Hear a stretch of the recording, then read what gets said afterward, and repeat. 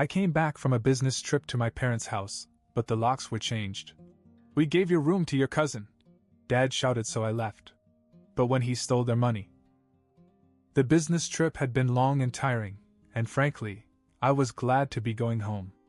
Well, not home only to my parents' house, where I had been living for the past few months. But it was still familiar. I wasn't excited to see them, but after 2 weeks away, I couldn't deny that a tiny part of me was a little relieved to be back. Even if I tried to tell myself otherwise. I pulled into the driveway and immediately noticed that something felt wrong. My dad's car was parked in a different spot, and there were unfamiliar shoes on the porch. For a second, I wondered if they had company. That would be annoying, but never mind. I'd just go to my room and relax. I grabbed my suitcase from the trunk, walked up the steps, and slid my key into the lock. It didn't turn. I frowned and tried again, jiggling it a little. Nothing. For a second, I thought maybe they had installed one of those fancy electronic locks while I was gone. Maybe my dad had forgotten to give me the code. That was something he would do. I knocked. Then I rang the doorbell. No answer. I waited, shifting my weight, already annoyed. I pulled out my phone to call her, but before I could dial, I heard movement upstairs. I looked up. My mom stepped onto the second-floor balcony and leaned over the railing, looking down at me like I was some random salesman she didn't want to deal with. "We gave your room to your cousin," she called out like it was the most normal thing in the world. I squinted at her, trying to process the words. "What?" "He needed a place to stay," she said. "And he's paying $1,500 a month in rent. Sorry we didn't tell you. We just didn't have time for you." I stood there staring at her, my mind struggling to put the pieces together. They gave away my room. They changed the locks. They didn't even tell me. I let out a short laugh, half in disbelief. "Are you serious? Brian, don't make a big deal out of this," she said, as if I was the one being ridiculous. "We needed the money and he really needed a place to stay. It worked out for everyone." "Everyone? You think it worked out for me? Look, you'll get your stuff later," she said, waving her hand dismissively. "He's not alone. He's with his girlfriend." Another time. I felt something cold settle in my chest. This wasn't a misunderstanding. This wasn't a mistake. They had actually kicked me out. I took a step back and looked at the house I had grown up in. The place they had practically begged me to move back to after I sold my apartment. "Remember your childhood?" they had said. Yes. I remembered. I stared at my mother for another second, waiting for her to say something else. Anything that would make this less crazy. Nothing. I laughed again.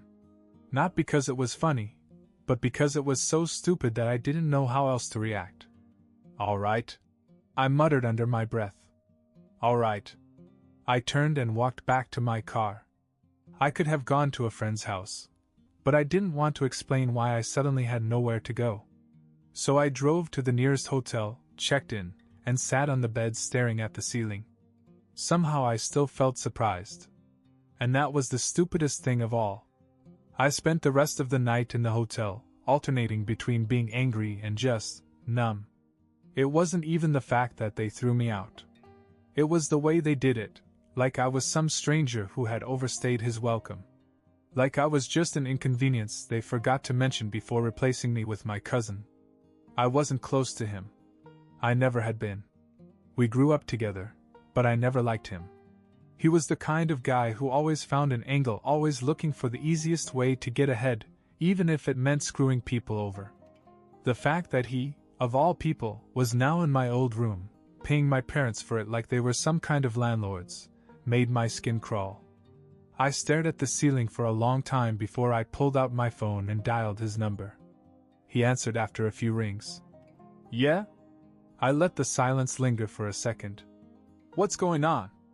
"Not my problem," he said, sounding completely unconcerned. "I made a deal with them. It's their house." I exhaled sharply and gripped the phone tighter. "They knew I lived there." "Yeah, so? They told me you weren't coming back." My jaw clenched. I was on a business trip. I live here. I work here. Did you really think I was gone forever? He didn't answer right away. Then, look, man, I don't know what to tell you. You should take it up with them. I hung up. There was no point talking to him. He wouldn't give a shit. I could have called my parents again, but what would that change? They had made their decision. They didn't even have the decency to warn me. I ran my hand over my face, feeling exhausted. Fine. If they wanted to pretend I didn't exist, then I would return the favor.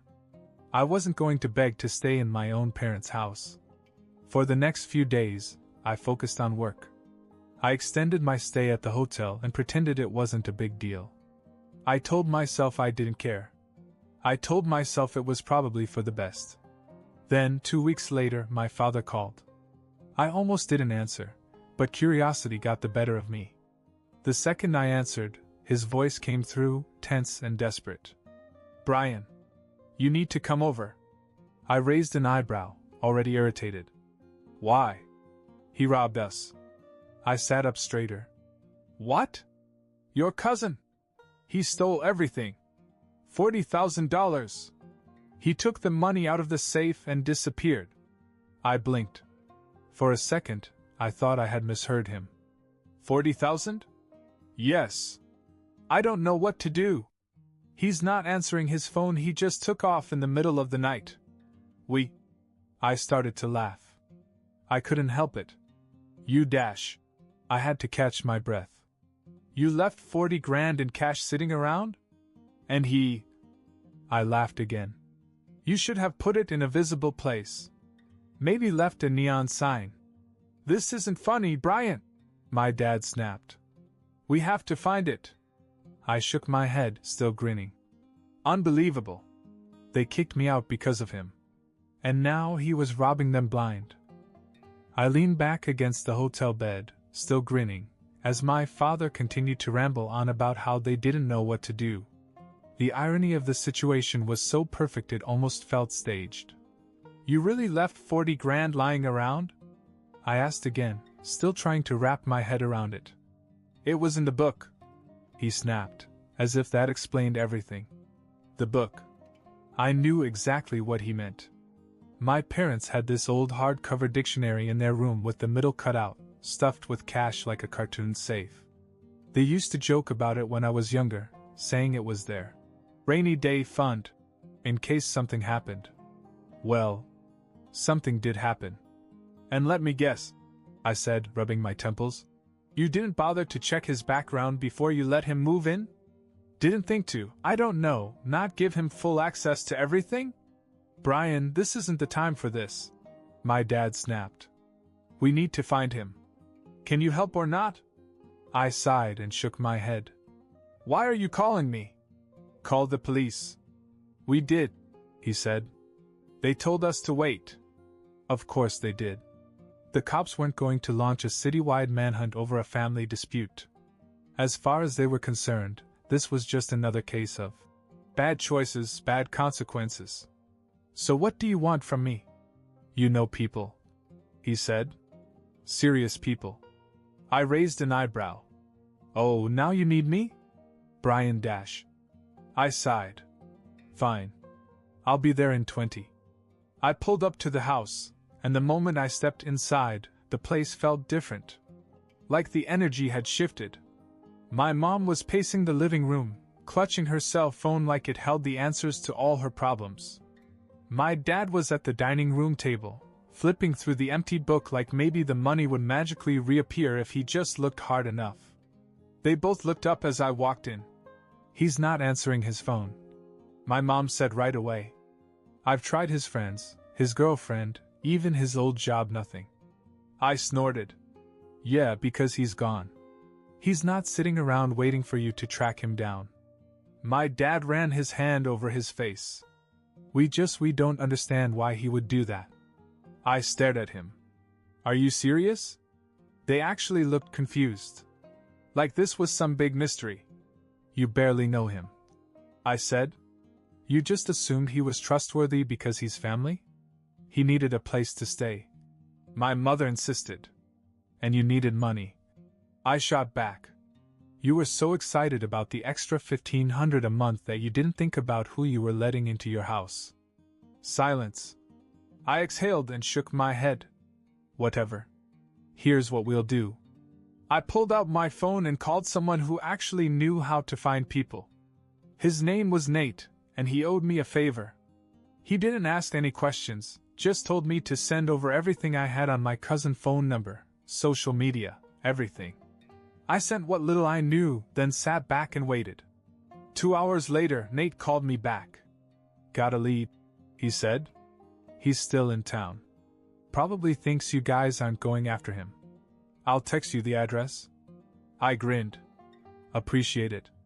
I hung up and looked at my parents. Get in the car. We're going to find him. They hesitated, like they hadn't really thought that far ahead. My mom shifted nervously. Shouldn't we just let the police handle this? I gave her a look. You think he's going to wait for them?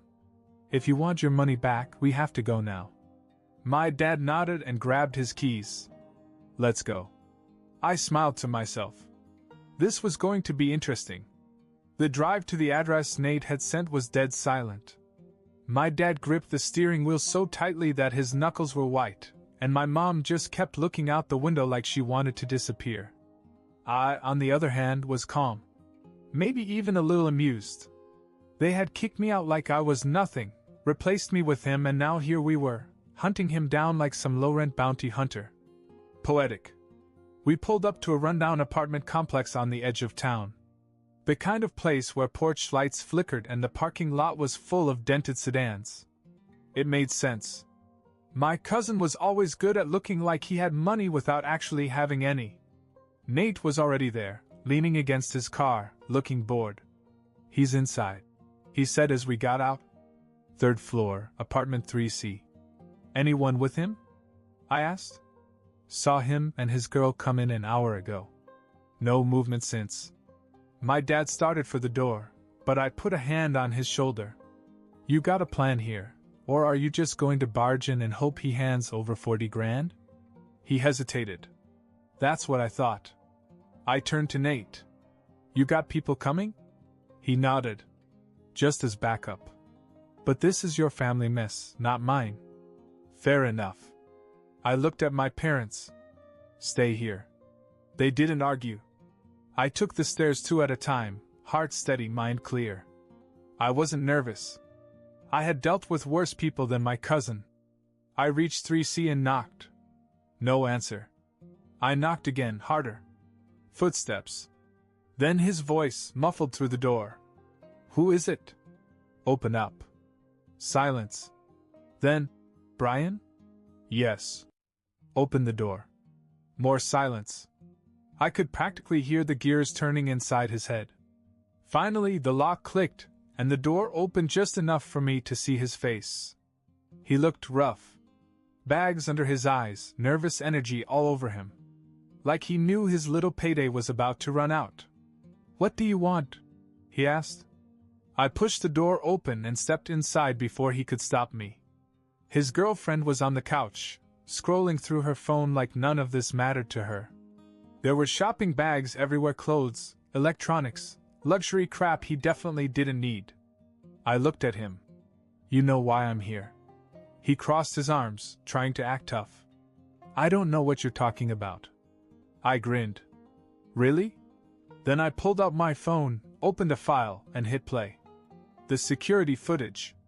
See, before I left on my trip, I installed a hidden camera in my parents' house. Not for security, more because I never really trusted them or anyone who came through. And right now, that little investment was paying off big time. The video showed my cousin sneaking into my parents' room in the middle of the night, rifling through the hidden book, and stuffing stacks of cash into his pocket. Clear as day. He watched the footage, his face turning pale. His girlfriend glanced over, raised an eyebrow, then went back to her phone as if this was just another Tuesday for her. Not a good look, huh? I said. He swallowed. It's not. I cut him off. You have 2 options. 1, you give back what's left of the money right now, and maybe my parents won't push this any further. He shifted, looking around the apartment as if the walls would give him an answer. And two? I smiled. We'll call the cops and some people who won't be nearly as polite as me. His girlfriend scoffed. You think you're some kind of gangster or something? I ignored her. I wasn't here for her. He licked his lips. He was scared. He should be. Finally, he sighed and headed for the bedroom. Fine. Just wait here. I crossed my arms and waited. One way or another, this was going to end tonight. I stood in the middle of the apartment, arms crossed, watching as my cousin disappeared into the bedroom. His girlfriend still hadn't looked up from her phone. She didn't seem the least bit worried, which told me one of two things: either she was used to this kind of situation, or she thought I was bluffing. A minute passed. Then two. He was stalling. Probably in there trying to figure out if he could lie his way out of this, or if he had already spent so much of the money that returning it wouldn't even matter. I turned to his girlfriend. How much did he tell you he had? She glanced at me, looking bored. Huh! The money, I said. How much did he say he had? She smirked. Enough. That told me everything I needed to know. I walked over to the bedroom door and pushed it open. My cousin was inside, kneeling in front of an open suitcase. He jumped when he saw me. Dude, I'm getting it. I looked down. The suitcase was mostly full, stacks of cash piled on top of clothes and random junk. But it wasn't 40 grand. I knew that just by looking. Where's the rest? I asked. He hesitated. My patience ran out. I grabbed the collar of his shirt and pulled him to his feet. Don't make this harder than it needs to be. His hands shot up. Okay. Some of it's gone, alright? I had to pay off a few things. Bullshit. It's true. His eyes darted to the side. Rent, some debts. I pushed him back down. How much is left? He swallowed. Maybe 25. Where? He hesitated again, so I yanked the suitcase off the ground and opened the side pockets.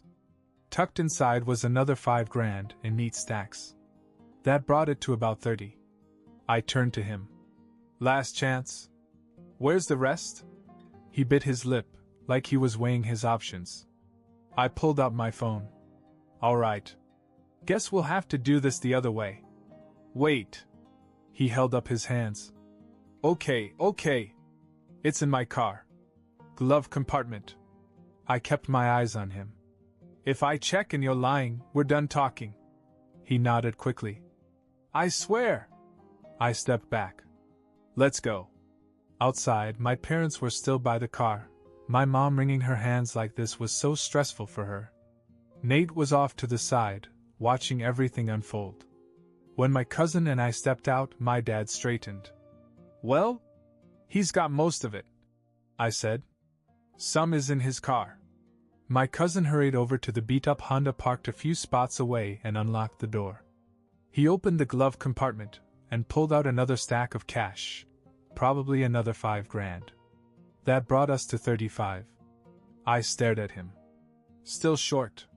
His face went pale. Dude, I swear that's it. I didn't believe him. But I also knew we weren't going to get the full amount back no matter what I did. He had already burned through some of it. That was obvious. I turned to my dad. Take the money and let's go. My dad grabbed the stacks from him, stuffing them into a plastic bag like he was handling stolen goods. Which I guess he kind of was. My cousin held up his hands. So we're good, right? I took a step closer, lowering my voice. I never want to see you again. You understand? He nodded quickly. Yeah, man. Got it. I smiled. Good. Then I turned and walked away. This mess wasn't over yet. Not by a long shot. Back at my parents' house, the atmosphere was completely different. Gone was the smug superiority, the dismissiveness. Now they were just tired. Embarrassed. Grateful. They sat across from me at the dining table, the same table where they had probably signed that deal, with my cousin, thinking they were making the smartest financial move of their lives. The plastic bag full of cash sat between us. My mom sighed. Brian, we really messed up. I said nothing. My dad cleared his throat. We should have told you. We should have thought it through. You shouldn't have kicked me out, I said, leaning back. But you did. For him. My mom flinched. We were just... She hesitated. We were looking for some easy money. I scoffed. There's no such thing as easy money. They both fell silent. After a long pause, my mom whispered, We know that now. They apologized again. Multiple times. They thanked me for fixing their mess, for getting their money back. My dad even admitted that if it weren't for me, they probably wouldn't have seen a single dollar again. I still didn't want to forgive them. But at some point I sighed and muttered, Fine. They weren't good parents. But they were my parents. Then my mom hesitated before saying, You know, if you want you could come back. I laughed. I actually laughed. Not a chance. They both looked a little surprised. Maybe they thought after everything, I'd just move back and like nothing happened. I found a new place, I said. I'm moving in a few days. My mom nodded slowly, like she wasn't sure how to feel about that. My dad scratched his neck. You need help moving your stuff? I almost said no, but then I figured, why not? So, for the first time in years, we did something normal together. They helped me pack. We carried boxes, loaded them into my car. It was weirdly peaceful. By the time we were done, things almost felt okay between us. Not perfect. Not even good. But okay. That was enough. A month later, my mom called me. You won't believe what your aunt just told me, she said. I already had a feeling. What did he do? He got arrested, she said, voice dripping with disbelief. He tried to rob a jewelry store. I nearly dropped my phone laughing. Yeah, my mom sighed. Guess he thought that was easy money too. I shook my head. Some people never learn. And for once, I was just glad it wasn't my problem anymore.